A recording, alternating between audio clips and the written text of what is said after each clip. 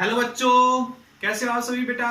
Good morning बेटा। आज जो है हम मूविंग चार्ज एंड मैग्नेटिज्म का लेक्चर नंबर 11 लेके आए हैं, जिसके अंदर हम पढ़ेंगे कि करंट कैरिंग वायर में, यानी कि वायर में जब करंट फ्लो करता है और उसी वायर को जब एक मैग्नेटिक फील्ड में लेके जाया जाता है, ठीक है, तो उसके ऊपर कितना फोर्स लगता है, ये आज हम स्टडी करने वाले हैं। अब तक हमने स्टडी किया था कि जब एक चार्ज पार्टिकल मोशन में होता है तो उसको मैग्नेटिक फील्ड में जब लेके जाया जाता है तो उसके ऊपर कितना फोर्स लगता है, ठीक है। तो वो बेटा हम डिस्कस कर चुके हैं, q v B sine theta, इतना फोर्स लगता है।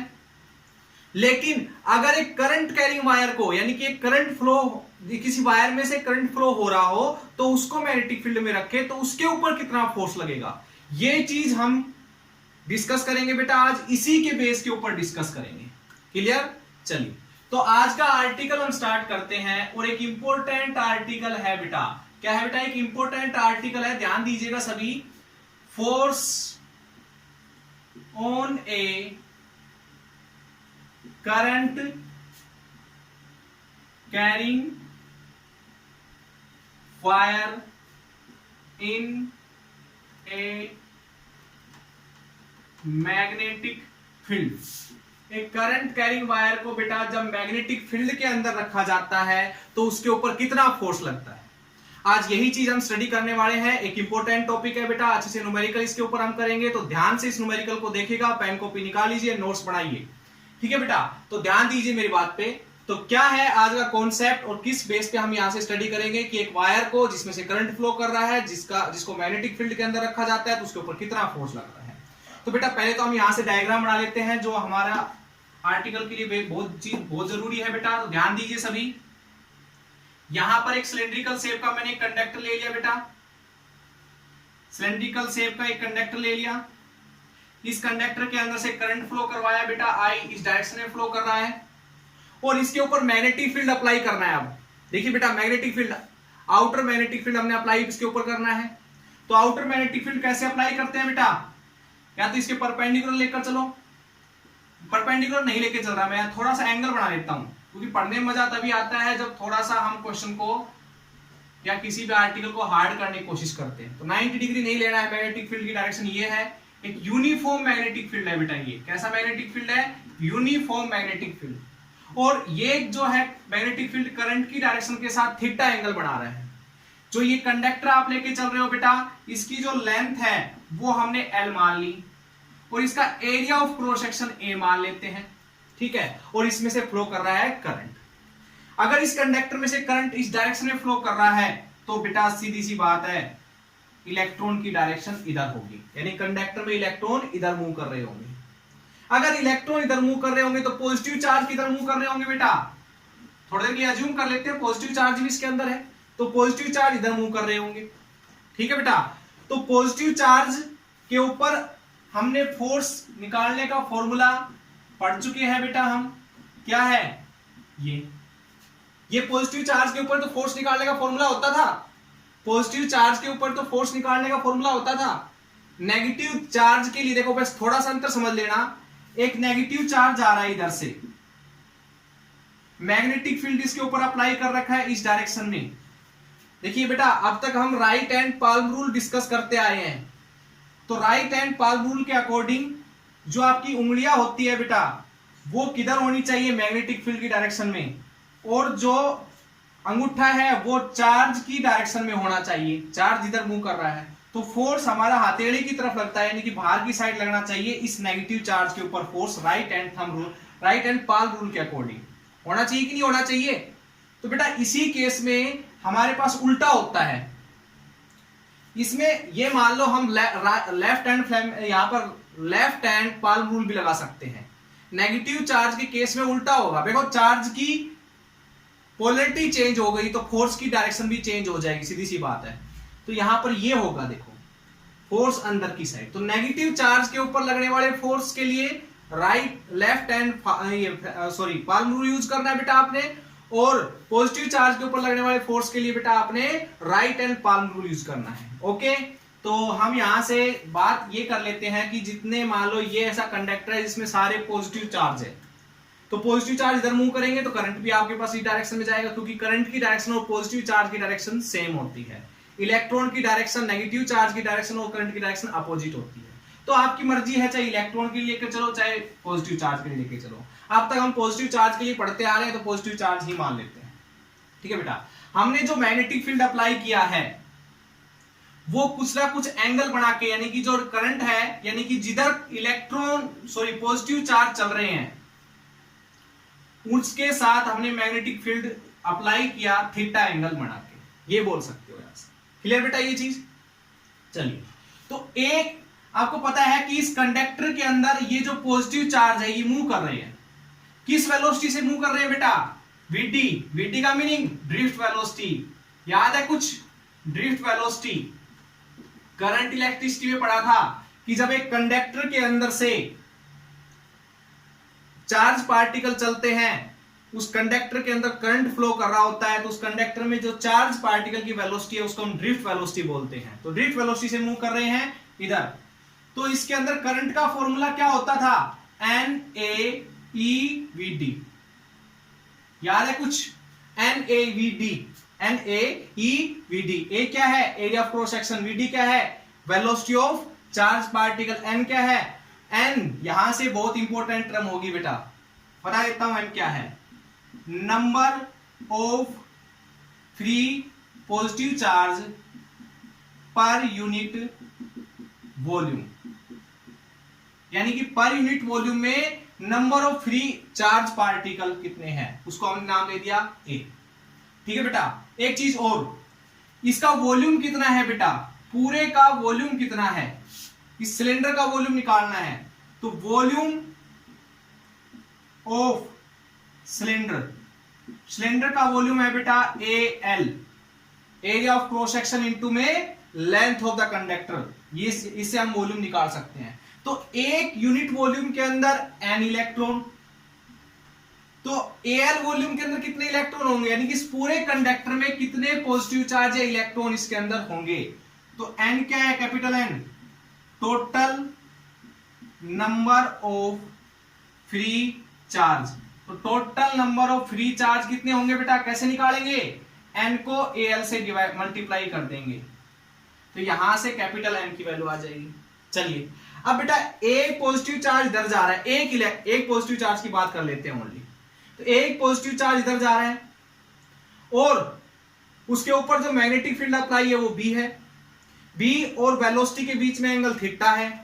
So force on one positive charge कितना होगा बेटा? E। Q की जगह क्या रखेंगे बेटा? E Vd B sine theta, ये तो याद होगा। ठीक है बेटा, तो एक पॉजिटिव चार्ज के ऊपर जो Vd वेलोसिटी से मूव कर रहा है, इन्हें magnetic field theta V velocity और B के बीच में एंगल है, तो यहां से इतना फोर्स इसके ऊपर आ जाएगा। एक पॉजिटिव चार्ज के ऊपर आया है। इस पूरे कंडक्टर में कितने पॉजिटिव चार्ज है बेटा? NaL। तो सभी के ऊपर कितना फोर्स लगेगा? तो सभी के ऊपर टोटल फोर्स निकालने के लिए इसको कैपिटल N से मल्टीप्लाई कर देंगे। ठीक है बेटा, कैपिटल N से मल्टीप्लाई कर लेंगे। उतार लीजिए इसको बेटा फटाफट। यहां पर मैं वैल्यू पुट करूंगा किसकी? N की। तो N की वैल्यू पुट कीजिए बेटा, तो क्या आएगा यहां से? N NaL EVd B sine theta. अब इस फॉर्मूले को देखिए, NaEVd ये तीनों मिलकर क्या मिलेंगे बेटा? करंट I, L बच गया, B बच गया, साइन थीटा बच गया। तो ये होगा टोटल फोर्स ऑन कंप्लीट जो चार्ज यहां पर है उनके ऊपर कितना फोर्स है बेटा? मैग्नेटिक फील्ड ने उनके ऊपर कितना फोर्स लगाया उसका फॉर्मूला। क्लियर? सारे चार्ज पार्टिकल के ऊपर फोर्स, तो सारे चार्ज पार्टिकल के ऊपर फोर्स लगने का मीनिंग इस पूरे कंडक्टर के ऊपर कितना फोर्स लगाया है इस मैग्नेटिक फील्ड ने, वो निकल के आ गया। तो force on current carrying conductor in a magnetic field का फॉर्मूला हो गया बेटा ILB sine theta, ILB sine theta. ठीक है बेटा, अब देखिए इसको साफ कर रहा हूं मैं फटाफट, वीडियो को पॉज कीजिए और इसको कंप्लीट सोल्व की उतार लीजिए बेटा, और स्क्रीनशॉट ले लिया करो आप। देखिए बेटा साफ कर रहा हूं मैं इसको। अब यहां से समझना, जो L है वो एक वेक्टर है क्या? L जो है यहां पर लेंथ ऑफ द कंडक्टर एक वेक्टर क्वांटिटी है, बिल्कुल इसको वेक्टर मान लेते हैं, ठीक है। Its direction is in the direction of current की डायरेक्शन में ही इसकी डायरेक्शन होगी बेटा, क्लियर। सो यहां से अगर मैं लिखना चाहूं F को वेक्टर फॉर्म में तो लिखूंगा IL क्रॉस B, समझ गए बेटा, L क्रॉस B। ये याद रखना है, एक इंपॉर्टेंट फॉर्मूला बेटा यहां से हमें मिला, इंपॉर्टेंट फॉर्मूला है ILV साइन थीटा, ठीक है। Theta is the angle between B and L, B and L इसके बीच में भी बोल सकते हो, B और L के बीच में एंगल, ठीक है बेटा। और ये मान लेते हैं कि I और L दोनों मिलके L को वेक्टर क्वांटिटी बढ़ा रहे हैं, ठीक है बेटा।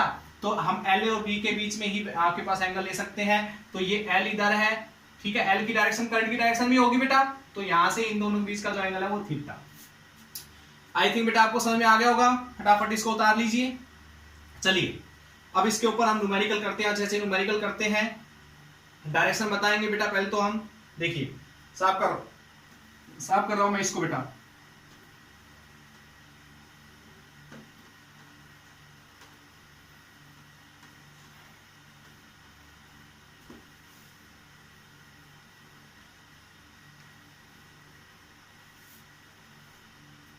देखिए बेटा, question number first, find the direction of magnetic force on A current carrying wire. तो बेटा देखो, मैग्नेटिक फील्ड अप्लाई करता हूं ऐसे, मैग्नेटिक फील्ड की डायरेक्शन समझ गए होंगे क्रॉस के साइन को देखते हुए। अंदर की साइड है, मैग्नेटिक फील्ड की डायरेक्शन इनवर्ड है बेटा, ओके। चलिए यहां पर बेटा हमने एक वायर रखा जिसमें से करंट फ्लो कर रहा है I, ठीक है बेटा। यहां पर एक वायर है जिसमें से करंट फ्लो कर रहा है I, तो बताइए इस वायर के ऊपर किस डायरेक्शन में फोर्स लगेगा? तो राइट हैंड पाल्म रूल लगाना है। अंगूठा है वो पॉजिटिव चार्ज की डायरेक्शन बताता है, पॉजिटिव चार्ज की डायरेक्शन करंट की डायरेक्शन में होती है, तो ये मान लीजिए अंगूठा करंट की डायरेक्शन बता रहा है। मैग्नेटिक फील्ड अंदर की साइड आपके पास पता लग गया बेटा, ये अंगूठा क्या है? करंट की डायरेक्शन, तो मैग्नेटिक फील्ड करंट की डायरेक्शन, तो फोर्स लगेगा बेटा ऊपर की साइड, यानी कि फोर्स की डायरेक्शन होगी इस डायरेक्शन में। फोर्स जो होता है बेटा ये होता है, अगर वेक्टर फॉर्म में लिखे तो IL क्रॉस B। ये कह सकते हो कि F is perpendicular to L and F is also perpendicular on B, ठीक है। तो देखो B अंदर की साइड, I इधर, तो ये F होगा उस साइड, यानी कि फोर्स की डायरेक्शन दोनों के परपेंडिकुलर है, ठीक है बेटा। चलिए एक क्वेश्चन और देखिए, यहां पर हमने मैग्नेटिक फील्ड अप्लाई कर दिया। मैग्नेटिक फील्ड समझ गए होंगे किस डायरेक्शन में है? आउटवर्ड। मैग्नेटिक फील्ड हमने किस डायरेक्शन में अप्लाई किया है बेटा? बोर्ड के साथ देखें तो इस साइड मैग्नेटिक फील्ड अप्लाई किया है, और कैसा? यूनिफॉर्म मैग्नेटिक फील्ड, ठीक है। वायर हमारा रखा हुआ है ऐसे, ठीक है, करंट फ्लो कर रहा है इस डायरेक्शन में, तो बताइए बेटा क्या होगा? तो देखिए ऐसे करंट नीचे की side, magnetic field sorry outward है बेटा, तो हम ऐसे ले सकते हैं ना, ऐसे देखो करंट नीचे की साइड है, ठीक है, और मैग्नेटिक फील्ड बाहर की साइड, तो फोर्स लगेगा उस डायरेक्शन में, यानी कि फोर्स लगेगा इस डायरेक्शन में बेटा। जो ये है ये होगी हमारी फोर्स की डायरेक्शन, ओके। तो ये था कुछ। देखिए अगला ही क्वेश्चन देखिए इसी के अंदर, एक बार फिर से देखिए बेटा।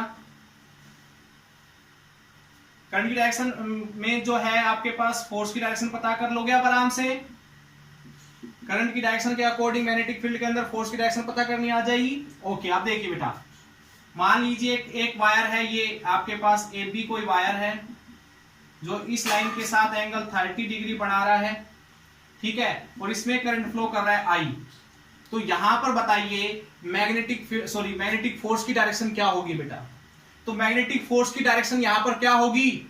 मैग्नेटिक फोर्स की डायरेक्शन तो आपने क्या कैसे निकालोगे मैग्नेटिक फोर्स? पहले मैग्नेटिक फोर्स निकाल लेते हैं, ILB साइन, यहां पर 30 डिग्री रखेंगे, फोर्स आ जाएगा इस वायर के ऊपर, क्योंकि इसके साथ इसने 30 डिग्री एंगल बनाया हुआ है। नहीं बेटा ये नहीं आएगा, एक बात याद रखना। क्यों? क्योंकि हमें एक चीज मालूम है कि हमने L और B के बीच में एंगल लेना है, ये जो थीटा यहां पर रखा जाता है। तो L क्या है? इधर है, और मैग्नेटिक फील्ड अंदर की साइड। भाई देखिए, मैग्नेटिक फील्ड अंदर की साइड, और ये जो आपके पास कंडक्टर ये ऐसे रखा है, तो एंगल देखिए दोनों बीच में कितने डिग्री का? 90 का एंगल।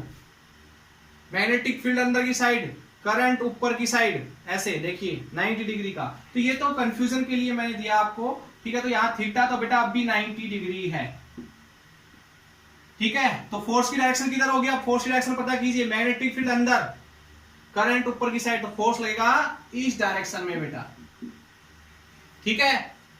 आगे समझ में सभी को? चलिए आगे बढ़ते हैं, देखिए आगे अगला क्वेश्चन देखिए।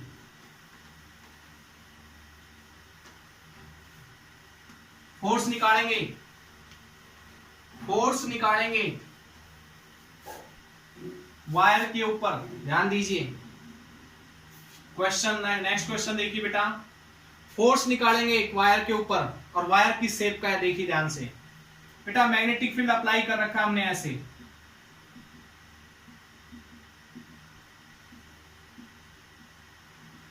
ठीक है। मैग्नेटिक फील्ड अप्लाई कर रखा है हमने, ओके।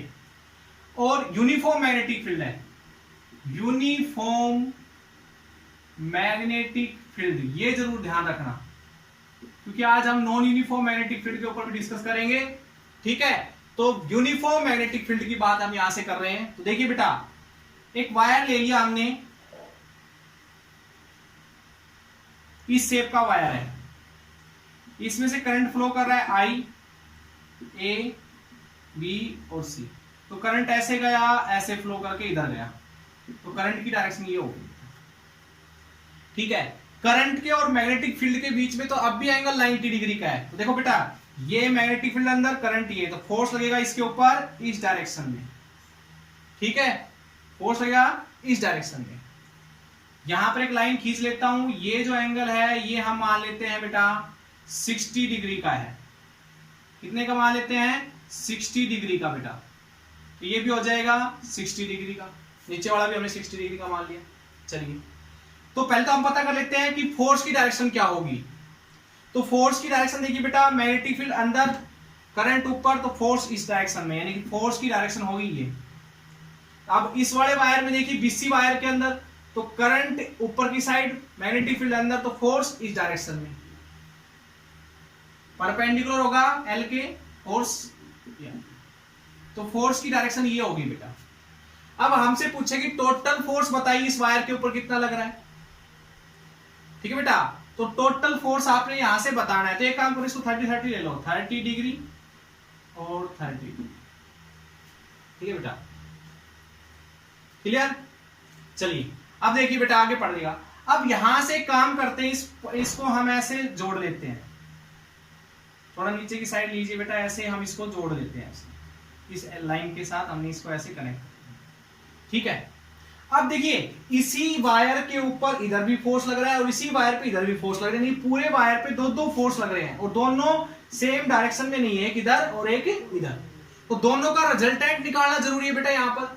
तो दोनों का रिजल्टेंट कितना आएगा ये निकालेंगे अब हम, ठीक है। दोनों फोर्स का रिजल्टेंट निकालने के लिए क्या करना है बेटा, देखिए ये परपेंडिकुलर, तो ये भी 90 डिग्री का एंगल, ये भी 90 का, तो 60, 90, 90, 180, 60 पे क्वाड्रिलेटर बढ़ गई, ये क्वाड्रिलेटर बढ़ गई, तो 60 प्लस, ठीक है, 90 प्लस 90, और प्लस ये एंगल कितने डिग्री का है, थीटा मान लेते हैं, थीटा 360 डिग्री होगा बेटा।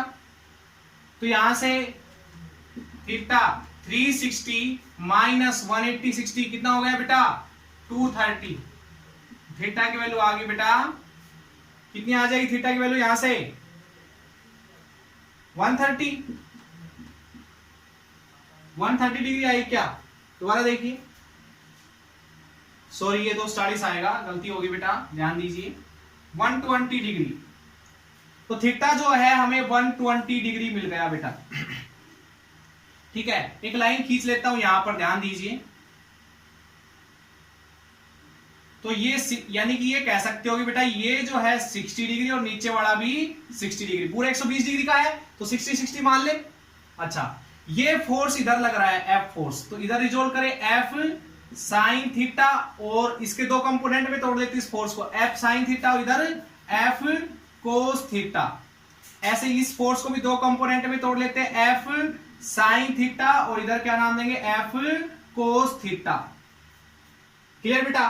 अब देखिए, इस वायर की लेंथ और इस वायर की लेंथ, इस वायर के ऊपर मैग्नेटिक फील्ड और इस वायर के ऊपर मैग्नेटिक फील्ड, और इसके अंदर करंट और इसके अंदर करंट, सब कुछ क्या है बेटा, सेम है।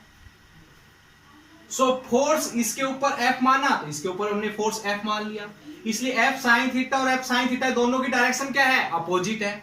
तो क्या हो जाएगा, एक दूसरे को क्या कर देंगे बेटा, ये तो एक दूसरे को कैंसिल कर देंगे, यानी कि यहां से रिजल्टेंट मिलने वाला नहीं है। यहां पर देखिए बेटा, इस डायरेक्शन में ले लिया, गलती सी है बेटा, इस डायरेक्शन नहीं है, ये होगा, रिजोल्व करेंगे तो F cos थीटा इधर आएगा, तो 2F cos theta, total force निकालने के लिए क्या करेंगे, F cos theta plus F cos theta add कर देंगे, 2F cos थीटा। F की वैल्यू कितनी है बेटा, एक के ऊपर निकाल लो, ILB cos ILB sine theta. Theta क्या है बेटा, इस करंट के और मैग्नेटिक फील्ड के बीच में एंगल जो 90 डिग्री का है, इनटू में cos 60 डिग्री, क्योंकि बेटा यहां पर जो हमने थीटा माना है ये 60 डिग्री का है, आपको पता नहीं चीज 60 डिग्री का है। ठीक है, तो यहां से cos 60 रखेंगे, तो 2ILB cos 60 की वैल्यू कितनी होती है, 1/2, कैंसिल, FT की वैल्यू क्या आ गई बेटा, IL। तो ये आ गया फोर्स इस कंडक्टर के ऊपर। कंडक्टर कैसा था बेटा, इस शेप का था। ओके, आगे बात समझ में। अब इसी को दूसरे कॉन्सेप्ट से पढ़ने की कोशिश करेंगे। देखिए बेटा, इसी को दूसरे कॉन्सेप्ट से पढ़ने की कोशिश करेंगे, और ये इंपॉर्टेंट होगा ये कॉन्सेप्ट, जिससे आप अच्छे से ऐसे न्यूमेरिकल निकाल सकते हो। ये तो हमारे पास मैथमेटिकल तरीका भी बोल सकते हैं, दूसरा भी मैथमेटिकली, लेकिन उसका कॉन्सेप्ट थोड़ा सा अलग है। ठीक है, अगर इसी के ऊपर फोर्स निकालना हो, देखो बेटा ये कंडक्टर कुछ इस शेप का था, ये इसकी लेंथ, करंट आई फ्लो कर रहा था, इधर आई फ्लो कर रहा था, लेंथ इसकी एल थी और इसकी भी एल थी, ये एंगल 60 डिग्री का था, पता है ना, देखो 30 + 30 60 डिग्री। हम इसको ऐसे ज्वाइन कर लें, तो ये 60 का, तो ये भी बेटा 60-60 होंगे, हाफ बिल्कुल बराबर बराबर होंगे, सीधी सी बात है, क्योंकि ये लाइन बिल्कुल हमने ऐसे डाली, दोनों की लेंथ इक्वल है, तो ये एंगल भी क्या होंगे बेटा, इक्वल होंगे, 60-60। तो ये कैसी ट्रायंगल बन गई, इक्विलेटरल ट्रायंगल बन गई। इसकी लेंथ L, इसकी लेंथ L, तो इक्विलेटरल ट्रायंगल में तीसरी साइड की भी लेंथ सेम ही होती है, तो L होगी। ठीक है, इसके ऊपर हम मैग्नेटिक फील्ड अप्लाई करें, इसको साफ कर दे थोड़ी देर के लिए, हमें एक नया कंडक्टर मिल गया जिसकी डायरेक्शन ये मान लेते हैं। ठीक है, जिसमें करंट मान लो ये फ्लो कर रहा हो, इसके ऊपर मैग्नेटिक फील्ड अप्लाई कर दिया बेटा हमने, तो इसके ऊपर हमने मैग्नेटिक फील्ड अप्लाई किया, तो इसके ऊपर फोर्स की डायरेक्शन मिल गया बेटा, देखिए इस डायरेक्शन में। ठीक है, तो हमें यहां से फोर्स निकालना हो इस वायर के ऊपर, तो कैसे निकालेंगे, ILB साइन थीटा। थीटा किसके बीच में एंगल, तो यहां से मैग्नेटिक करंट और मैग्नेटिक फील्ड 290 है, तो हटा दो इसको, तो ये आ गया। अच्छा, यहां से और इस फोर्स के बीच में देखिए क्या कुछ आया अलग से, सेम ही है बिल्कुल।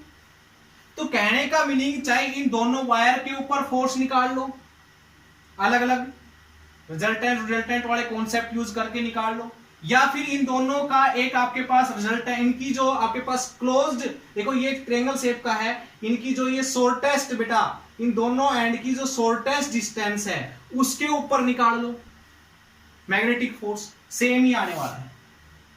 और देखिए मैग्नेटिक फोर्स की डायरेक्शन इधर, और इसमें भी देखो टोटल फोर्स जो मिलेगा F cos थीटा, यानी कि इस डायरेक्शन में मिलने वाला है टोटल फोर्स जो है, तो इसमें भी देखिए। तो ये आई थिंक आपको समझ में आएगा, यही कॉन्सेप्ट अब यूज करूंगा बेटा मैं हर जगह पर। ठीक है, देखिए एक अच्छा सा न्यूमेरिकल इसको ऊपर और कर लेते हैं, आपको जल्दी समझ में आ जाएगा जो सेकंड कॉन्सेप्ट हमने बताया है। देखिए बेटा, हमने मैग्नेटिक फील्ड अप्लाई किया, इसके अंदर एक हाफ सर्कुलर शेप का वायर रख लिया जिसमें से करंट फ्लो कर रहा है I। अब इसके ऊपर फोर्स किस डायरेक्शन में लगेगा और फोर्स की वैल्यू क्या होगी, तो बड़ा मुश्किल है निकालना। देखो इस छोटे से हिस्से पे जो है फोर्स इस डायरेक्शन में लगेगा, इस छोटे से हिस्से फोर्स इस डायरेक्शन में, इस छोटे से हिस्से फोर्स इस डायरेक्शन में, इस छोटे से हिस्से फोर्स इस डायरेक्शन में, इस छोटे से हिस्से फोर्स इस डायरेक्शन में। तो बेटा यहां से देखिए फोर्स कितने हैं, हर छोटे छोटे हिस्से का अगर फोर्स निकाले तो बहुत सारे फोर्स यहां पर मिलेंगे और सभी फोर्स का रिजल्टेंट कितना होगा वो बड़ा मुश्किल होगा निकालना। तो एक काम करेंगे, हमने कहा कि कोई भी वायर है उसके दोनों एंड के का शॉर्टेस्ट डिस्टेंस पता कर लो, ठीक है। इसकी जो रेडियस है वो r मान लेते हैं, शॉर्टेस्ट डिस्टेंस पता कर लो। तो शॉर्टेस्ट डिस्टेंस कितना होगा यहां से, उसी को हम L मान लेंगे। और मैग्नेटिक फील्ड कैसे फोर्स कैसे निकालते हैं बेटा, F is equals to I L B sine 90 degree. 90 क्यों ले रहे हो बेटा, क्योंकि L के और मैग्नेटिक फील्ड के बीच में 90 डिग्री एंगल है। तो यहां से देखिए I तो करंट रहेगा बेटा, L क्या है, L क्या लेके चलना है बेटा, आपने हमेशा मैंने बताया, अभी पीछे सोल्व करके बताया आपको।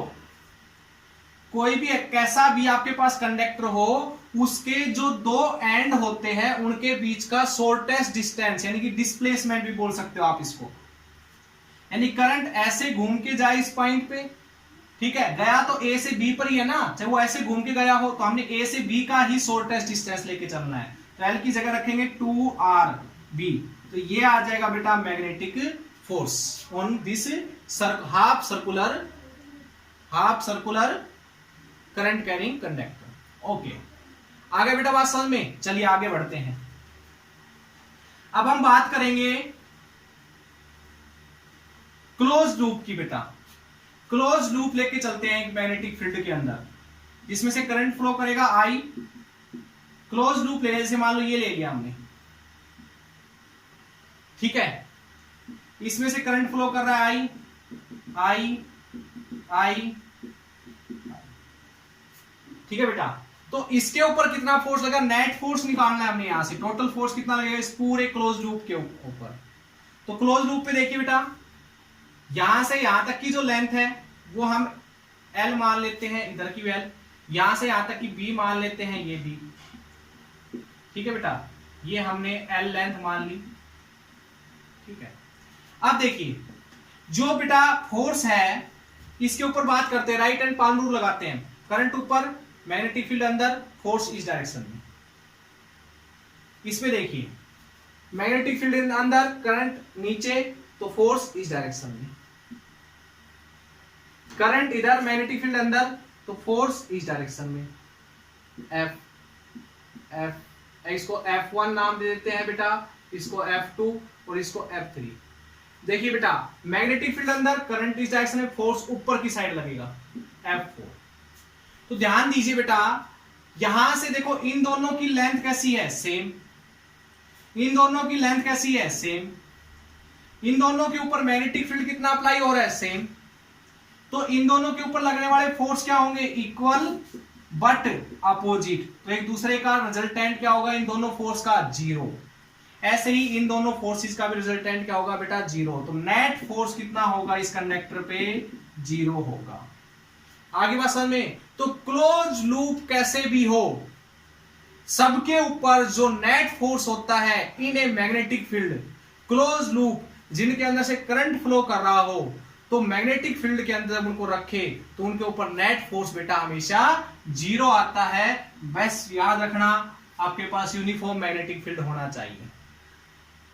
क्लियर बेटा ये चीज। तो क्लोज लूप चाहे कैसे भी हो, चाहे सर्कुलर शेप का हो, ठीक है। अगर इस वाले कॉन्सेप्ट से देखें बेटा, तो देखिए ये हमने एक स्क्वायर ले लिया या एक रेक्टेंगुलर ले लिया, रेक्टेंगुलर शेप ले ली, इसके इस पॉइंट से चले और घूम के करंट इसी पॉइंट पे आ गया, तो नेट डिस्प्लेसमेंट क्या है, जीरो, यानी कि L की वैल्यू क्या है, जीरो, तो F की वैल्यू क्या होगी, जीरो। इस वाले कॉन्सेप्ट से देखें तो बेटा देखो बेटा, जिस पॉइंट से आप चले घूम के उसी पॉइंट पे आ गए, तो A से चले और वापस B पे आ गए, और A और B के बीच में डिस्प्लेसमेंट कितना हुआ करंट का, जीरो, कोई डिस्प्लेसमेंट नहीं। तो L की वैल्यू यहां पर रखेंगे जीरो, तो F की वैल्यू क्या आएगी, zero.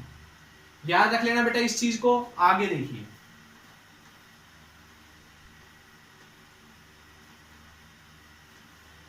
Next question, find the tension in A current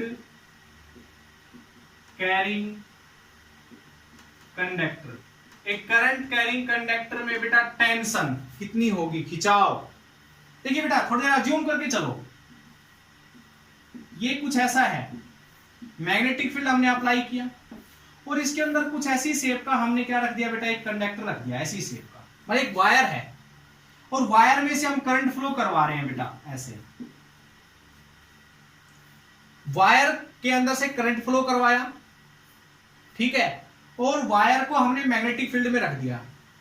थोड़ी देर बाद पता है कैसा ये वायर कैसा हो जाएगा, थोड़ी देर बाद अगर पता करें तो ये वायर कुछ ऐसा हो जाएगा। देखिए मैक्सिमम एरिया कवर करने की कोशिश करेगा बेटा, ये सर्कुलर शेप में हो जाएगा ये, क्योंकि आपको पता है जब इसमें से करंट ऐसे फ्लो करेगा तो फोर्स इधर लगेगा, फोर्स ऊपर लगेगा, फोर्स इधर लगेगा, फोर्स नीचे की साइड लगेगा, तो वो फोर्स क्या कर देगा, इसको खींच के इसका एरिया बढ़ा देगा।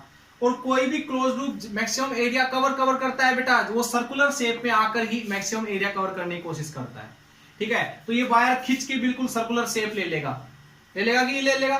चलिए तो फिर बेटा ये हम कहेंगे कि भाई ये क्लोज लूप है, तो यहां पर जो नेट फोर्स होगा, ठीक है, वो 0 होगा, ठीक है, ये भी बात मान ली क्योंकि हमने पीछे पढ़ा है। नेट फोर्स इसके अंदर 0 होगा, बट एक चीज 0 नहीं होगी, क्या, टेंशन। टेंशन यानी कि खिंचाव। देखिए बेटा खिंचाव तो है, इस जो क्लोज लूप है यहां पर ये वायर, इसमें खिंचाव तो है, ये चीज मानते हो आप, इसमें खिंचाव है, तभी तो ये बेटा कोशिश कर रहा है कि ज्यादा मैक्सिमम एरिया कवर कर ले, बढ़ने की कोशिश करता है, इसलिए इसकी शेप सर्कुलर हो गई। खिंचाव तो है, यहां पर टेंशन 0 नहीं है, ठीक है, खिंचाव तो है, फोर्स 0 है, नेट फोर्स 0, क्योंकि कुछ फोर्स इधर लग रहा है, कुछ इधर लग रहा है, कुछ इधर लग रहा है, कुछ इधर लग रहा है, कुछ इधर लग रहा है, कुछ इधर लग रहा है, कुछ इधर, कुछ इधर, सारे क्या कर रहे हैं, एक दूसरे को कैंसिल करेंगे। फोर्स टोटल नेट फोर्स 0 है, लेकिन टेंशन 0 नहीं है।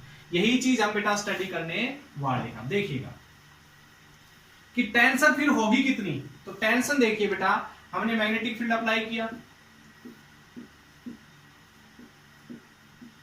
उस मैग्नेटिक फील्ड के अंदर एक सर्कुलर शेप की हमने बेटा एक कॉइल रखी, ठीक है, या फिर एक वायर रखा क्लोज लूप का, ओके। देखिए बेटा हम इसका एक छोटा सा हिस्सा ले लेते हैं, बिल्कुल स्मॉल पार्ट, ये जो है देखो बिल्कुल स्ट्रेट लाइन सा दिखाई दे रहा है, सेंटर इसका ये है, सेंटर के साथ इसने एंगल भी बहुत स्मॉल बना रखा है। तो इस रिंग की एक छोटी सी बेटा लेंथ ले लेते हैं DL, इसको जूम कर देते हैं, यानी कि बाहर निकालिए, इसको थोड़ा सा बड़ा दिखा देते हैं इसको, ये जो DL है इसको थोड़ा सा हमने बेटा बाहर निकाल के ऐसे थोड़ा बड़ा करके दिखा दिया, क्योंकि हम इसी को पढ़ना है। टेंशन कितनी है ये निकालनी है बेटा, ठीक है। ये सेंटर हो गया, सेंटर के साथ लेंथ स्मॉल है बेटा, DL लेंथ है इस वायर की जिसमें से करंट फ्लो कर रहा है इस डायरेक्शन में। इसका छोटा सा हिस्सा बेटा हमने बाहर निकाली, छोटे से हिस्से पे टेंशन निकाल लेते हैं, उतनी ही टेंशन बेटा पूरे वायर के ऊपर होगी। तो टेंशन निकालना ही है। देखो बेटा आपने कभी सर्कल बनाया है, ऐसे हाथ पकड़ के एक दूसरे का सर्कल बनाते हो आप, जब सर्कल बनाते हो तो दूर दूर दूर दूर होते चले जाते हो, यानी कि जितना बड़ा सर्कल बन सकता है उतना बनाने की कोशिश करते हो, ठीक है, हाथ पकड़ के ऐसे। तो उस केस में क्या होता है कि आपके हाथ खींच रहे होते हैं, ठीक है भाई, एक दूसरे के हाथ खींच रहे होते हो ना आप, या आपके हाथ कोई खींच रहा होता है, तो जो सर्कल बनता है उसमें जो टेंशन होती है वो इस डायरेक्शन में होती है, ठीक है, टेंशन जो होती है वो इस डायरेक्शन में होती है। भाई आपके हाथ जो है वो तो ऐसे ही है ना, वो हाथ तो इधर ही खींचेंगे ना, भाई दूसरा बंदा जो यहाँ खड़ा है वो आपके हाथ इधर खींचेगा, एक बंदा इधर खड़ा है वो आपका हाथ इधर खींचेगा। DL स्मॉल पार्ट है, इसमें से करंट फ्लो कर रहा है I, तो मैग्नेटिक फील्ड ने देखो करंट इधर, मैग्नेटिक फील्ड अंदर था, तो फोर्स किस डायरेक्शन में लगाया बेटा, ऊपर वाली डायरेक्शन में, फोर्स इधर लग रहा है, कौन सा, मैग्नेटिक फोर्स इस DL पार्ट के ऊपर, और इसके दोनों किनारों पे जो है वो टेंशन आपने इधर ले ली। ये एंगल जो है बेटा हम यहां से एक लाइन खींच लेते हैं, ये एंगल मान लेते हैं d थीटा, तो ये भी हमारा बहुत स्मॉल होगा क्योंकि स्मॉल पार्ट लेके चल रहे हो DL, तो एंगल भी बहुत स्मॉल होंगे, d थीटा हमने एंगल यहां पर मान लिया, ठीक है। अच्छा देखिए यहां से मैं एक लाइन खींच रहा हूं ऐसे, यहां से भी एक लाइन खींच रहा हूं ऐसे, ठीक है बेटा। देखिए ये वाली जो लाइन है वो इसके ऊपर परपेंडिकुलर है, ठीक है, ये जो टेंजेंट है ना ये रेडियस हो गई, तो रेडियस जो है वो टेंजेंट पे क्या है बेटा, परपेंडिकुलर है। ठीक है, ओके, ये वाली जो लाइन है ये इसके ऊपर परपेंडिकुलर है, इसके ऊपर ये परपेंडिकुलर है, तो ये इसके, तो ये वाला एंगल भी क्या होगा बेटा, डी थीटा होगा। ठीक है, ये एंगल भी क्या होगा बेटा, डी थीटा होगा, क्योंकि ये वाली लाइन जो है इसके ऊपर परपेंडिकुलर, ये वाली जो है इसके ऊपर परपेंडिकुलर है, ये वाली लाइन किसके ऊपर, इस वाले के ऊपर, इस वाली लाइन के ऊपर, और ये वाली लाइन देखो इधर से डी थीटा इधर गए, तो ये वाली लाइन इसके ऊपर परपेंडिकुलर, इसके ऊपर यानी कि इसके ऊपर, इसको अगर ऐसे बढ़ाऊं तो परपेंडिकुलर, तो दोनों के बीच में जितना एंगल होगा तो इन दोनों के बीच में भी उतना ही एंगल होगा बेटा। बेसिक मैथ है, बिल्कुल ज्यादा कुछ सोचने की ज्यादा जरूरत नहीं है, तो डी थीटा एंगल यहां पर होगा। अच्छा एक काम करते हैं, यहां से एक लाइन खींच लेते हैं इधर, यहां से भी एक लाइन खींच लेते हैं इधर, टी को दो हिस्सों में डिसॉल्व कर लेते हैं, टी कोस थीटा और डी थीटा हो जाएगा बेटा इधर, और इधर टी साइन डी थीटा हो जाएगा। ऐसे ही इसको देखिए, इधर भी टेंशन उतनी होगी टी, चलिए ये हो जाएगा टी कोस डी थीटा, और ये हो जाएगा टी साइन डी थीटा। इधर जितनी टेंशन है उधर इतनी टेंशन है, दोनों का दूसरे को क्या कर देगी बेटा, कैंसिल कर देगी। ये दोनों टेंशन देखो एक डायरेक्शन में है, तो टोटल टेंशन जो होगी वो इस डायरेक्शन में होगी, और क्या होगी 2t साइन डी थीटा। भाई दोनों का जो रिजल्टेंट होगा वो 2t साइन डी थीटा होगा, क्योंकि दोनों सेम डायरेक्शन में है। और ये किसके इक्वल होगा बेटा, देखिए ये टेंशन किसके इक्वल होगी बेटा, इस फोर्स के इक्वल, F के इक्वल। कौन सा फोर्स, कौन सा फोर्स बेटा, मैग्नेटिक फोर्स। ठीक है, तो ये मैग्नेटिक फोर्स, अब ये F होगा कितना, तो बेटा इन दोनों पॉइंट ए और बी के बीच का शॉर्टेस्ट डिस्टेंस निकाल लेते हैं। तो ए और बी के बीच का जो ये है हिस्सा, ये बेटा क्या है, बहुत स्मॉल है, तो ए बी की वैल्यू यहां से हो चाहे ए बी की वैल्यू शॉर्ट हो, दोनों क्या होगी, सेम ही होगी, यानी कि मैं इस ए बी को डीएल ही नाम दे सकता हूं बेटा, क्योंकि ये हिस्सा डिस्टेंस बहुत कम है। देखिए बेटा ये है डीएल, ये डीएल है, और इसको शॉर्टेस्ट यहां से जोड़ो तो बात तो एक ही है ना, दोनों सेम ही होंगे ना। ठीक है, तो हम यहां से कैसे निकालते हैं बेटा, देखिए आपको एक चीज पता है, रेडियस इनटू में एंगल हमेशा डीएल के इक्वल होगा, यानी आर्क के इक्वल होता है। A B is equals to radius into में एंगल।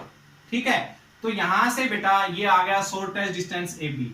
तो मैग्नेटिक फील्ड अंदर शॉर्टेस्ट डिस्टेंस के ऊपर कितना फोर्स लगता है बेटा, अभी बताया था पीछे, आई डी एल बी और साइन 90, क्योंकि आपके पास जो करंट है उसके बीच में और मैग्नेटिक फील्ड के बीच में 90 डिग्री एंगल है, तो इसकी वैल्यू यहां पर रखो 2d साइन डी थीटा। ठीक है बेटा, is equals to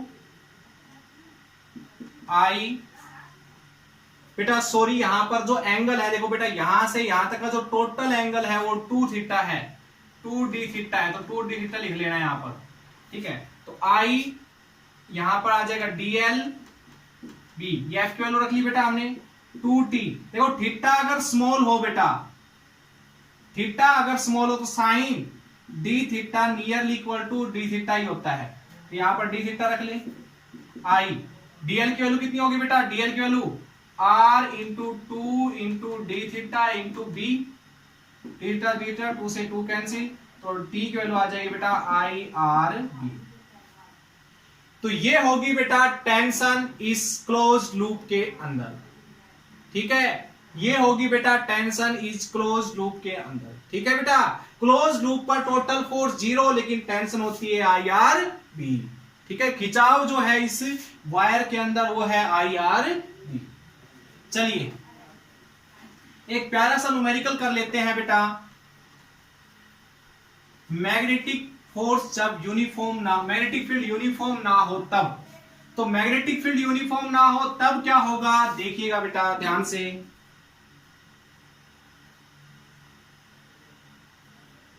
question, next question बेटा,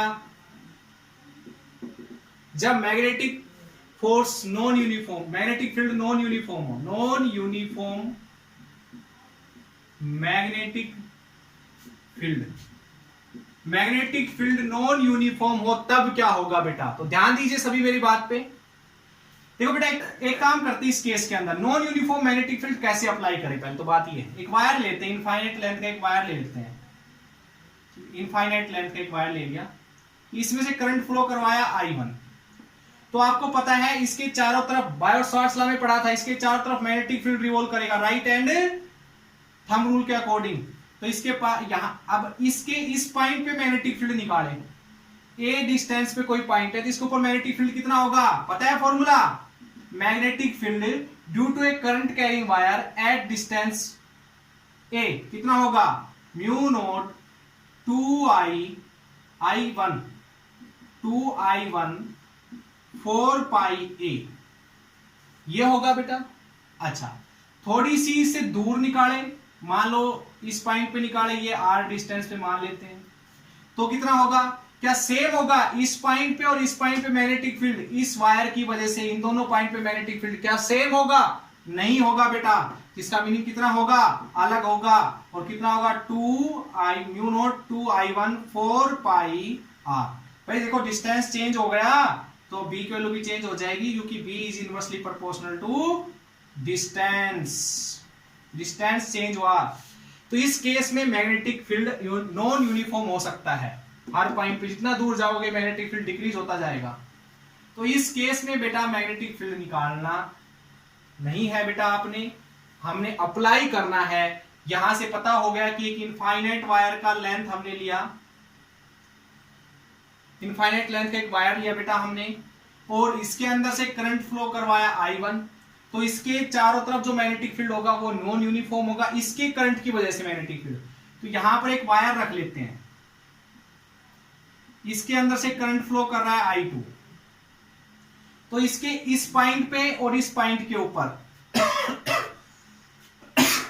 इस पॉइंट पे और इस पॉइंट के ऊपर बेटा मैग्नेटिक फील्ड कितना लगेगा, तो क्या इस वायर का मैग्नेटिक फील्ड, देखो हमने इसके ऊपर मैग्नेटिक फील्ड अप्लाई करना है, तो वो मैग्नेटिक फील्ड का काम कौन करेगा, इस वायर का मैग्नेटिक फील्ड, जो इस पॉइंट के ऊपर और इस पॉइंट के ऊपर उसकी वैल्यूज अलग अलग होगी, यानी कि हर पॉइंट पे मैग्नेटिक फील्ड अलग अलग होगा, यूनिफॉर्म नहीं होगा, नॉन यूनिफॉर्म मैग्नेटिक फील्ड होगा बेटा।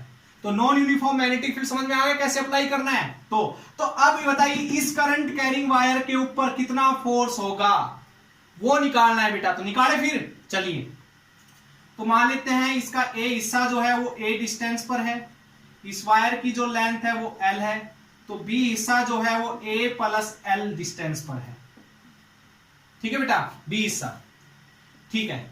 तो हर पॉइंट पे मैग्नेटिक फील्ड अलग अलग है, इस पॉइंट पे कितना मैग्नेटिक फील्ड है, ए पोजीशन पे मैग्नेटिक फील्ड कितना है इस करंट की वजह से, म्यू नॉट 2I1 4 पाई ए, और बी के ऊपर कितना मैग्नेटिक फील्ड है बेटा, म्यू नॉट 2I1 अपॉन में 4 पाई ए प्लस एल। तो दोनों पॉइंट पे अलग अलग मैग्नेटिक फील्ड है, लेकिन हमें तो फोर्स निकालना है एफ निकालने के लिए I L B sine theta. बेटा देखो मैग्नेटिक फील्ड, पहली बात तो मैग्नेटिक फील्ड जो होगा वो परपेंडिकुलर होगा, इस वायर का मैग्नेटिक फील्ड इस वायर के ऊपर परपेंडिकुलर होगा, तो यहां से ये तो क्रम हटा ही दीजिए। बट ये मैग्नेटिक फील्ड की वैल्यू रखे क्या यहां पर, बात तो ये है ना, क्योंकि बी की वैल्यू यहां अलग है, यहां अलग है, यहां अलग है, यहां अलग है, हर पॉइंट पे अलग अलग मैग्नेटिक फील्ड की वैल्यू है, तो फोर्स निकालना इम्पॉसिबल सा काम है बेटा यहां पर निकालेंगे। देखिए एक काम करते, इसका कोई स्मॉल कंपोनेंट ले लेते हैं, इस वायर का स्मॉल कंपोनेंट dx लेंथ ले ली, और दूसरी चीज x डिस्टेंस पर लिया इस वायर से x डिस्टेंस के ऊपर ये dx लेंथ बेटा हमने ले ली। छोटे से वायर के ऊपर पहले फोर्स निकाल लेते हैं, छोटे से वायर के ऊपर बेटा फोर्स निकाल लेते हैं। तो छोटे से वायर पे फोर्स निकाले, df क्या होगा, I बेटा करंट तो इसमें से I2 फ्लो कर रहा है, इसमें से करंट I2, भाई करंट तो इसी वायर का लेके चलोगे ना, क्योंकि फोर्स इस पे निकाल रहे हो, इनटू में इसकी लेंथ कितनी है इसकी dx, ओके। मैग्नेटिक फील्ड जो इसके ऊपर मैग्नेटिक फील्ड अप्लाई है, तो मैग्नेटिक फील्ड किसका है वो, इस वाले वायर का, तो इस वाले वायर का मैग्नेटिक फील्ड कितना होगा बेटा, म्यू नॉट 2I1 अपॉन में 4 पाई, म्यू नॉट 2I1 अपॉन में 4 पाई, ठीक है। डिस्टेंस कितना है बेटा, x डिस्टेंस पर मैग्नेटिक फील्ड पता करने की कोशिश कर रहे हो, और इनटू में साइन थीटा, तो वो तो परपेंडिकुलर बेटा, मैग्नेटिक फील्ड इस करंट के परपेंडिकुलर, तो साइन थीटा तो हटा ही देना है यहां से। तो ये तो आ गया बेटा small, mu naught 2 mu naught I1 I2 dx upon में 4 पाई x। बेटा आ गया समझ में। चलिए अब पूरे वायर के ऊपर मैग्नेटिक फील्ड फोर्स निकालते हैं बेटा। तो क्या करेंगे, integration 2 mu naught I1 I2 by 4 pi तो बाहर ले लिया बेटा, इंटीग्रेशन करेंगे dx अपॉन में x का। इंटीग्रेशन कहां से, a डिस्टेंस से लेकर a प्लस l डिस्टेंस तक। f is equals to 2 mu naught I1 I2 upon में 4 पाई dx अपॉन में x का integration log x a plus l। ठीक है बेटा, तो ये आ गया फोर्स हमारे पास। ठीक है, लिमिट पुट कर सकते हो यहां से, तो कर लो बेटा 2 mu naught I1 I2 by 4 pi, limit put करो log a plus l minus log a। तो log a minus log b का formula log a upon b, तो ऐसे लिख सकते हो इसको log a अपॉन में b। तो ये आ जाएगा बेटा टोटल फोर्स। ठीक है, magnetic non uniform magnetic field के अंदर एक वायर को जब हमने रखा। आई थिंक बेटा आपको समझ में आ गया होगा। तो आज का लेक्चर हम यहीं पर समाप्त करते हैं। बहुत ही इंपॉर्टेंट लेक्चर था बेटा, ठीक है, बोर्ड के लिए भी और कंपटीशन एग्जाम के लिए भी। तो okay, thank you so much बेटा।